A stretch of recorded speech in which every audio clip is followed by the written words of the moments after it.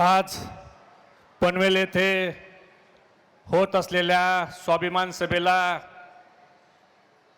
प्रमुख उपस्थित असलेले महाराष्ट्राची आन बान शान आणि स्वाभिमान आदरणीय पद्मविभूषण आदरणीय पवारसाहेब, व्यासपीठावर उपस्थित राष्ट्रवादी काँग्रेस पक्ष हा पक्ष नसून परिवारही भावना रुजवणारे आदरणीय प्रदेशाध्यक्ष जयंत पाटील साहेब, रोहिणीताई, कमल किशोर कदम साहेब, प्रभाकर देशमुख साहेब, ज्यांनी या कार्यक्रमाचं आयोजन केलं ते सतीश पाटील साहेब, प्रशांत भाऊ, भावनाताई, प्रमोद बागल, शहाबाज आणि वेळेच्या अभावी मी सगळ्यांचाच नामोल्लेख करत नाही, सर्व व्यासपीठावरील मान्यवर. खरं तर सतीश पाटील साहेब, आज खऱ्या अर्थानं ही स्वाभिमानी सभा आहे, कारण तुम्ही गद्दार गटात न जाता शरद पवार साहेबाच्या स्वाभिमानी विचारासोबत राहिलात, म्हणून आज खऱ्या अर्थानं ही स्वाभिमान सभा आहे. सतीश पाटील साहेब, भाषणात तुम्ही उल्लेख केला की पवार साहेबांनी राजीनामा दिल्याच्या नंतर सगळ्यात पहिला राजीनामा तुम्ही दिला हे तुम्ही सांगितलं, पण तो राजीनामा दिल्यावर तुम्हाला फोन करून कुणी दम दिला हे मात्र सांगितलं नाही. तुम्ही राजीनामा दिल्यावर स्वतःला कोकणाचे भाग्यविधाते म्हणून घेणाऱ्या नेत्यांनी तुम्हाला फोन करून दम दिला का नाही? तुम्ही का शरद पवार साहेबांनी राजीनामा दिल्यावर राजीनामा देताय हे तुम्हाला सांगितलं का नाही? एकीकडे सांगतायत की शरद पवार साहेब राजीनामा दिला म्हणून स्वतः साहेब बोलून घेऊन आंदोलन करा म्हणून सांगतायत. अरे शरद पवार साहेब एवढे लहान नेते नाहीत, पण शरद पवार साहेबासाठी ज्यावेळेला आम्ही आंदोलन करत होतो, ज्यावेळेला लोक राजीनामा देत होते, त्यावेळेला तुम्ही सगळे लोक फोन करून धमक्या देत होता.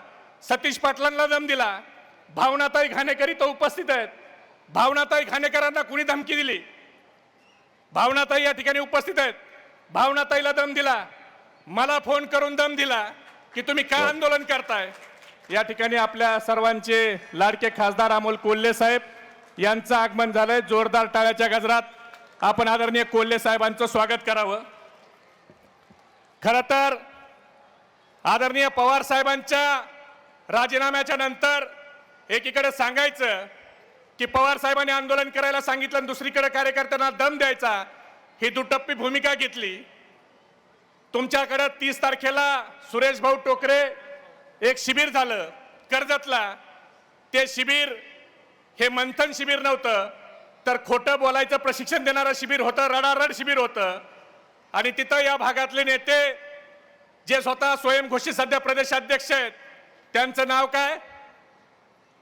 नाव काय इथल्या नेत्यांचं जिल्ह्याच्या? काय? तटकरे नाही, कटकरे. ह्यांनी शरद पवार साहेबाचा घर फोडायचा कट करणारे हे सुतारवाडीचे कटकरे. ह्यांना आता शरद पवार साहेबांचं नेतृत्व छोटं वाटायला लागलंय. त्यांचं भाषण मी ऐकत होतो. सतीश पाटील साहेब, तुम्हाला सुतारवाडीला जायची फक्त परवानगी होती, तुम्हाला नंदीच्या पुढे कधी पिंडीला दर्शनाला जाऊ दिलं नाही. याची खंत तुम्ही अनेक वेळा माझ्यासारख्या कार्यकर्त्याकडे बोलून दाखवली, पण आज साक्षात विठ्ठल त्या ठिकाणी स्वतः तुमच्या इथं दर्शन द्यायला तुम्हाला आलेले आहेत. म्हणून जे होतं राजकारणात ते चांगल्यासाठी होतं. 40 वर्ष तुम्ही त्या कटकऱ्यांची सेवा केली. तुम्हाला काय दिलं?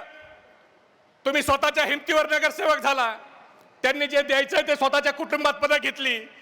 ज्यांना आता पवार साहेबांचं कर्तृत्व दिसत नाही, त्या लोकांना आता सुप्रियाताईंनी टीका केल्यावर स्वतः शूद्र आहे असं वाटतं. त्या लोकांना मंत्रीपद घेताना ते शूद्र आहेत असं वाटलं नाही. त्या लोकांना खासदारकी घेताना शूद्र वाटले नाहीत. भावाला आमदारकी घेताना शूद्र वाटले नाहीत. पुतण्याला आमदारकी घेताना शूद्र वाटले नाही. मुलीला आमदारकी मंत्रीपद घेताना शूद्र वाटले नाही. मुलाला आमदारकी देताना शूद्र वाटले नाही. पण आता भारतीय जनता पार्टीनं ईडी लावली आणि आता त्यांना पवार साहेबांच्या बद्दल जी दिलेली स्क्रिप्ट वाचायला दिली आणि आता स्वतःला शूद्र म्हणून घेतायत. अरे तुम्ही पक्ष सोडला. पक्ष सोडायच्या अगोदर तुम्ही पक्ष बुडवला. जे लोक आज पवार साहेबांच्या कर्तृत्वावर प्रश्नचिन्ह निर्माण करतायत त्यांनी जरा मागचा काळ आठवावा. जिल्हा परिषदेमध्ये 11 जागा असताना शेकापच्या 23 जागा होत्या. भाई जयंत पाटील साहेबाला पवार साहेबांना फोन करायला लावला आणि शेकापच्या भाई जयंत पाटील साहेबांनी मला सांगितलं की आमच्या 23 जिल्हा परिषदच्या जागा असताना फक्त पवार साहेबाच्या शब्दाखातर ह्यांच्या मुलीला जिल्हा परिषदचं अध्यक्ष केलं. हे फक्त शरद पवार साहेबाच्या शब्दाखातर केलं. पालकमंत्री केलं, तुम्हाला मंत्री केलं, तुम्ही काय केलं? शहाबाजला आणि प्रमोद बागलला विचारा. प्राजक्त दादा तनपुरेने डीपी दिली तर ह्यांचे पीए फोन करून सांगतात त्यांचं कशाला नाव टाकलं फेसबुकला, पालकमंत्र्यांनी डीपी दिली म्हणून सांगा. एवढे छोटे छोटे कुणी फोटो टाकले. शरद युवा संवाद यात्राचा मला चांगला किस्सा आठवतोय. शरद युवा संवाद यात्रा इथं घेऊ नका म्हणून सतीश पाटील साहेबाला आणि प्रमोद बागलला दम दिला. हिता असून कार्यक्रमाला आले नाही म्हणजे पक्ष वाढवायचा नाही, पण स्वतःच्या मुलाला आमदार करण्यासाठी 3 जिल्ह्यातली राष्ट्रवादी भारतीय जनता पार्टीच्या दावणीला नेऊन कुणी बांधली? इथं पक्ष संपवण्याचं काम कुणी केलं? भास्करराव जाधवांनी राष्ट्रवादी काँग्रेस पक्ष कुणामुळे सोडला? कर्जतचे सुरेश भाऊ लाड यांना गेल्या विधानसभेला स्वतःची मुलगी मंत्री होणार नाही, सुरेश भाऊ लाड मंत्री होतील म्हणून सुरेश भाऊला कुणी पाडलं? खेडचे कदम माजी आमदार यांनी पक्ष कुणामुळे सोडला? दीपक केसरकरांनी पक्ष कुणामुळे सोडला? उदय सामंतांनी पक्ष कुणामुळे सोडला? म्हणजे राष्ट्रवादी काँग्रेस पक्ष संपवण्याचं काम केलं. खेडचे माजी आमदार कदम त्यांना पक्ष सोडायची वेळ आली कारण ह्यांचा मेहुणा अजय बिरवडकर हा तिथं पुढारपणा करत होता म्हणून त्यांनी पक्ष सोडला. अशी एक एक माणसं पक्षातून घालवली आणि आज पवार साहेबांच्यावर टीका करताय. पवार साहेबांच्यावर टीका करताना सांगताय की पवार साहेबांनी हुकुमशाही पद्धतीने पक्ष चालवला. निवडणूक आयोगात जाऊन सांगताय पवार साहेबांनी हुकुमशाही पद्धतीने पक्ष चालवलाय. एक बाजार बुनगा उठतो आणि सांगतो की पक्ष स्थापन केला म्हणजे पक्ष कुणाच्या मालकीचा होत नाही. अरे बाजार बुनग्यांनो, आता उद्या हे म्हणू नका की जन्म दिला म्हणून कुणी बाप होत नाही असं म्हणायला तुम्ही मागे पुढे बघणार नाही.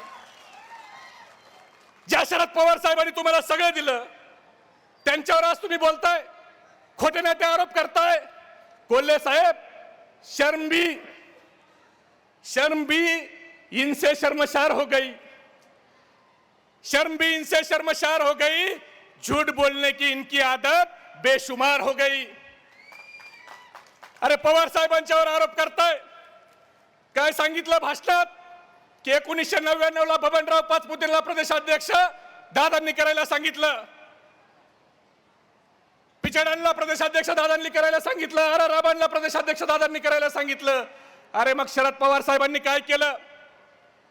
हे तुम्ही 2004च सांगताय, 9च सांगताय, हे तुम्हाला 24ला का आठवलं? जरा बबनराव पाचपुतेंना जाऊन विचारा त्यांनी पक्ष कुणामुळे सोडला. गणेश नाईक साहेबांना विचारा त्यांनी पक्ष कुणामुळे सोडला. मधुकर पिचड साहेबांना विचारा त्यांनी पक्ष कुणामुळे सोडला. जयदत्त क्षीरसागरांना विचारा त्यांनी पक्ष कुणामुळे सोडला. स्वर्गीय शंकरराव कोल्हे साहेबांच्या कुटुंबाला कोपरगावला जाऊन विचारा त्यांनी पक्ष कुणामुळे सोडला.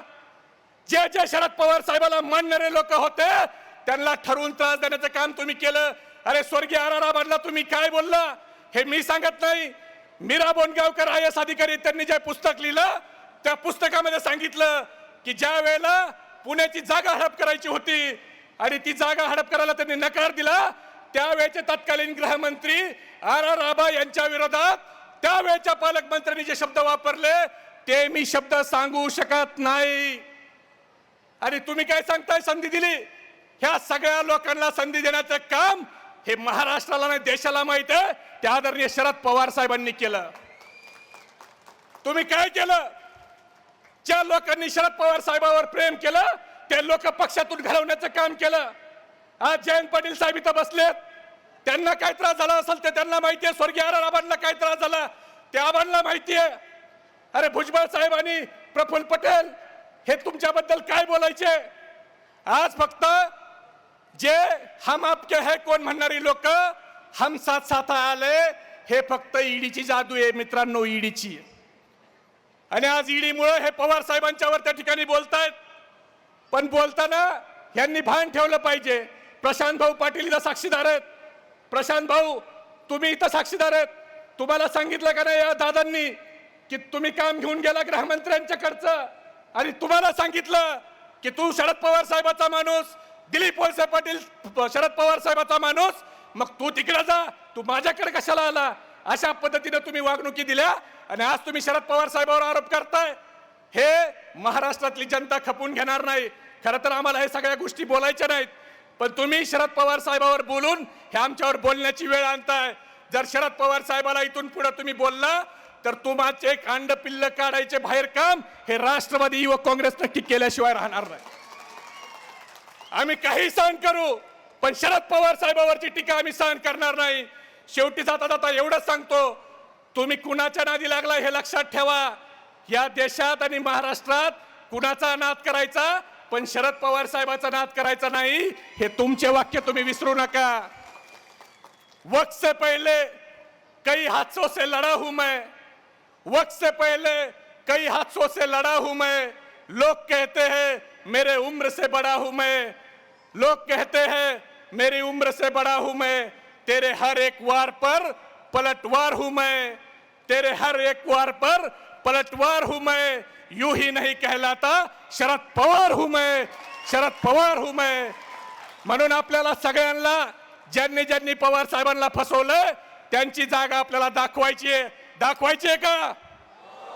दाखवायची आहे का? मग मी घोषणा देतो. हात वर करून घोषणा द्या. आपला हात वर असताना शेजाऱ्याकडे लक्ष ठेवा. ज्याचा हात खाली आहे समजून घ्या विरोधी पार्टीचा आपलं काय चाललंय ऐकायला आलाय. देश का नेता कैसा हो, आवाज वाढला पाहिजे, सुतारवाडीच्या कानठाळ्या बसल्या पाहिजेत. देश का नेता कैसा हो, पवार साहब तुम आगे बढ़ो, हम तुम्हारे साथ हैं. धन्यवाद. जय हिंद, जय महाराष्ट्र, जय राष्ट्रवादी.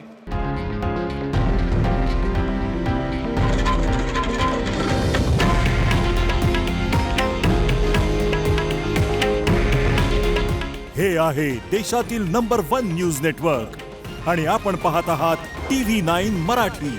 काळजी तुमची, हित महाराष्ट्राचं.